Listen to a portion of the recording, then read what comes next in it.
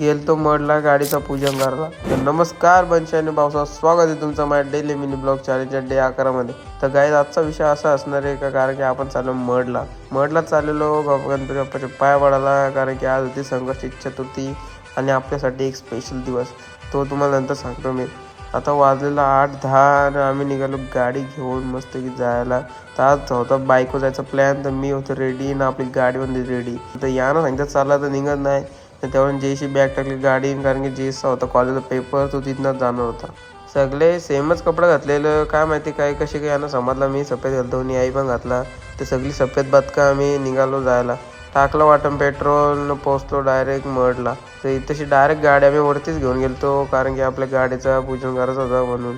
इथनं मस्त बघला आपल्या गाडीला एक चांगला हार, गेलो बामनागर घेतली पूजा करायला. तर मामांकडं तर गाडीनं नंबर का 2 घेतले. मी कामच 1 नंबर आहे ना, पण म्हणून नंबर 2 घेतले. तर पोराव विषय असा होता का, आपलं 10 days मिनी ब्लॉग चॅलेंजचं चालतं. Challenge complete.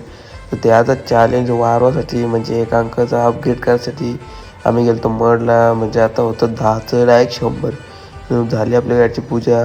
बोललो मोरया, पूजा केली न लागलो दर्शनच्या लाईनीला. आणि थोडीशी गर्दी कमी होती, आम्ही लवकर गेलतो म्हणून. इथं बघले आम्ही गुलाबी बायका न सफेद बापे, म्हणजे महिला मंडळाची ट्रिप आली असं वाटतं ना. तर जाऊन दे, त्यानं इकडं मारून आम्ही दर्शन घेतला. गाडीचं थोडंसं फोटो व्हिडिओ काढलं आणि दर्शन मस्त झाला, 1 नंबर. काय गर्दी नव्हती. थोडं निघालो घरी जायला. घरी चाललेलो त्यावरून वाटण आपल्याला भेटलं हे बाशे, त्यांच्यासोबत ते ढोलू बोलू फ्री भेटलेलं.